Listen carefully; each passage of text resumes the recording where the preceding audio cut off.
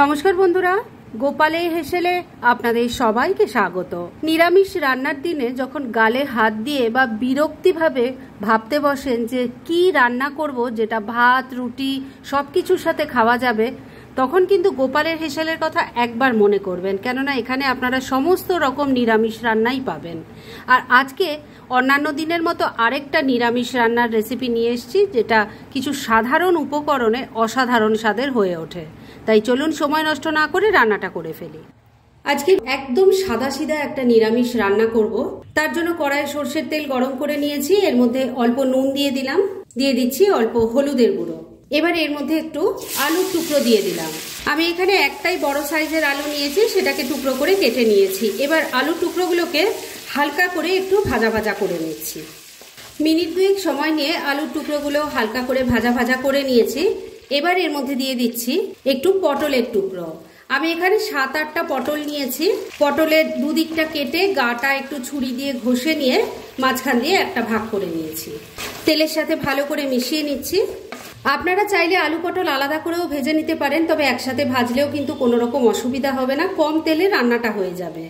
এবার সবজিগুলো যাতে ভালো মতো ভাজা ভাজা হয়ে যায়, সেজন্য ফ্লেমটাকে লো আর মিডিয়ামের মাঝামাঝি রেখে ঢাকা দিয়ে 3-4 মিনিট রান্না করে নিচ্ছি। তবে মাঝে মাঝে ঢাকা তুলে নাড়াচাড়া করে দিতে হবে। 3-4 মিনিট ঢাকা দিয়ে দিয়ে আলু পটলগুলো ভালো করে ভেজে নিয়েছি। এবার এগুলো তেল ঝরিয়ে তুলে নিচ্ছি। আলু পটল ভেজে তুলে নেওয়ার পর যে তেল আছে তার মধ্যে আমি একটু সয়াবিন ভেজে নেব। আমি এখানে 1 কাপ পরিমাণ সয়াবিন একটু নুন জলে সেদ্ধ করে নিয়েছি। তারপর সেই গরম জলটা ফেলে দিয়ে নর্মাল ওয়াটারে দুবার ধুয়ে নিয়ে ছাঁকনির মধ্যে রেখে দিয়েছিলাম, যাতে এক্সট্রা জলটা বেরিয়ে যায়। এবার এই সয়াবিনগুলো একটু ভেজে তুলে নেব। সয়াবিন যদি একটু ভেজে নেওয়া হয় তাহলে এর মধ্যে যে একটা গন্ধ থাকে সেটা চলে যায়, আর খেতেও খুব ভালো লাগে। সয়াবিনগুলো ভেজে তুলে রেখে দিয়েছি। এবার কড়াইয়ের মধ্যে আবারও সামান্য একটু সর্ষের তেল দিয়ে গরম করে নিয়েছি।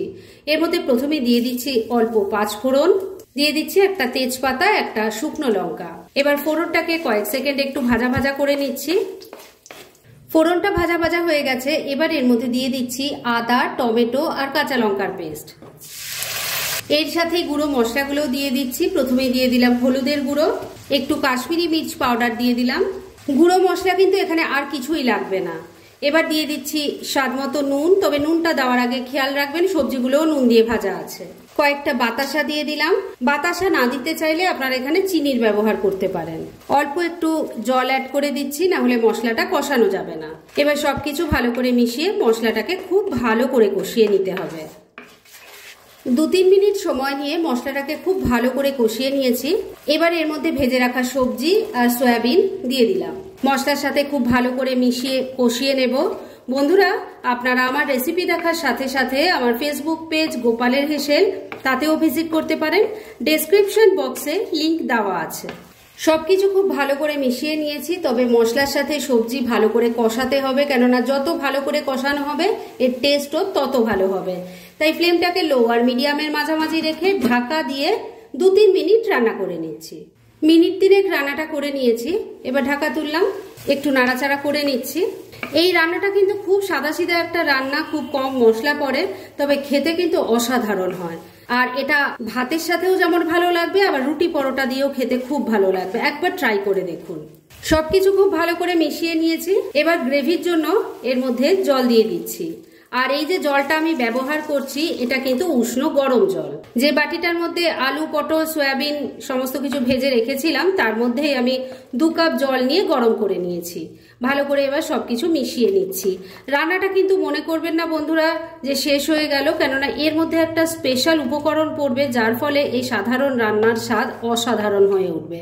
তাই একটু ধৈর্য ধরে শেষ অবধি সাথে থাকুন। সবকিছু খুব ভালো করে মিশিয়ে নিয়েছি। এবার 2টো কাঁচা পাকা লঙ্কা দিয়ে দিলাম। আমি কিন্তু লঙ্কাগুলো ফাটিয়ে বা চিড়ে দেইনি, কেননা আগেই লঙ্কার ব্যবহার করা হয়েছে। এতটা ঝালের কোনো দরকার নেই, শুধু গন্ধটা হওয়ার জন্য দিয়েছি।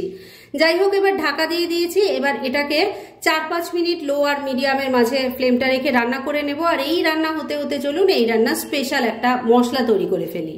এই মশলাটা তৈরি করার জন্য একটা তড়কা প্যান গরম করে নিয়েছি। কি কি দিয়ে মশলা তৈরি করছি সেটা আগে দেখিয়ে দিই।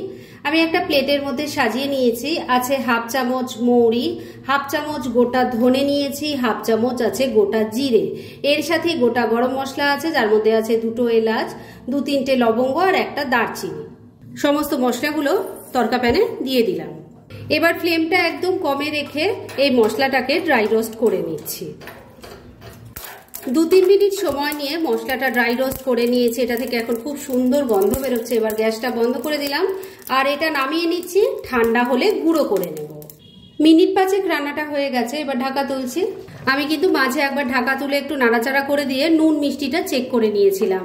সবজিও দেখে নিয়েছি সেদ্ধ হয়েছে, তবে আপনাদেরও একবার দেখিয়ে দিই। প্রথমে আলুর টুকরোটা দেখিয়ে দিচ্ছি। দেখুন সুন্দর সেদ্ধ হয়ে গেছে। পটলটাও দেখিয়ে দিই। দেখুন সুন্দরভাবে সমস্ত সবজি সেদ্ধ হয়ে গেছে। তার মানে রান্না কিন্তু মোটামুটি রেডি। এবার শেষ পর্যায়ে এর মধ্যে ড্রাই রোস্ট করা মশলা যেটা গুঁড়ো করে নিয়েছি সেটা দিয়ে দিলাম।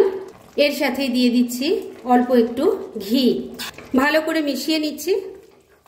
সবকিছু খুব ভালো করে মেশানো হয়ে গেছে। এবার ফ্লেমটাকে লো আর মিডিয়ামের মাঝামাঝি রেখে ঢাকা দিয়ে মিনিট 2 আবারও রান্নাটা করে নিচ্ছি। মিনিট 2 রান্নাটা হয়ে গেছে। ঢাকা তুললাম। ঢাকাটা তোলার সঙ্গে সঙ্গে দারুণ একটা গন্ধে চারিদিক ম করছে। আপনারা যখন এই রান্নাটা করবেন আপনারাও কিন্তু এটা ফিল করতে পারবেন। রান্না এবার একদম রেডি। এইটুকু গ্রেভি থাকতে থাকতেই আমি নামাবো, কেননা এটা ঠান্ডা হলে আরো ঘন হয়ে যাবে। তাই গ্যাসটা এখানেই বন্ধ করে দিলাম। এবার মিনিট 2 জন্য স্ট্যান্ডিং টাইমে একটু ঢাকা রেখে দিচ্ছি আর তারপর সার্ভ করে দেখাচ্ছি। ফ্রেন্ডস, আমার আজকের এই দুর্দান্ত স্বাদের নিরামিষ রান্নার রেসিপি একদম রেডি হয়ে গেছে এবং আমি সার্ভ করে দিয়েছি। ভীষণ ইজি একটা রেসিপি, কিন্তু খেতে ফাটাফাটি হয়। তাই দেরি না করে পারলে এটা আজই একবার ট্রাই করে ফেলুন। এটা ভাত, রুটি, পরোটা সব কিছুর সাথেই খেতে কিন্তু খুব ভালো লাগবে। তাই দেরি না করে পারলে এটা আজই একবার ট্রাই করে ফেলুন। আর তারপর কেমন লাগলো সেটা প্লিজ কমেন্ট করে জানাবেন। এরকম ধরনের অনেক ভালো ভালো নিরামিষ রান্নার রেসিপি আপনারা গোপালের হেসেল সার্চ করলেই পেয়ে যাবেন, যার মধ্যে থেকে কিছু কিছু আমি সাজেস্টেড বক্সেও দিয়ে দেবো, সেখান থেকেও আপনারা দেখে নিতে পারেন। তাই গোপালের হেসেল অবশ্যই ভিজিট করুন। আর আপনারা কেমন ধরনের রেসিপি চাইছেন সেটাও কিন্তু আমাকে জানাতে পারেন। আমি চেষ্টা করব সেসব রেসিপিগুলো আপনাদের সাথে শেয়ার করার। আর আমার আজকের এই রেসিপি যদি আপনাদের ভালো লাগে আর ইউজফুল বলে মনে হয়, তাহলে যারা এখনো আমার চ্যানেলটাকে সাবস্ক্রাইব করেননি তারা প্লিজ সাবস্ক্রাইব করুন। তাহলে আজকের মতো এখানেই শেষ করছি। পরদিন আবার এরকমই কোনো ভালো রেসিপি নিয়ে চলে আসবো। আপনারা সবাই খুব ভালো থাকুন, সুস্থ থাকুন।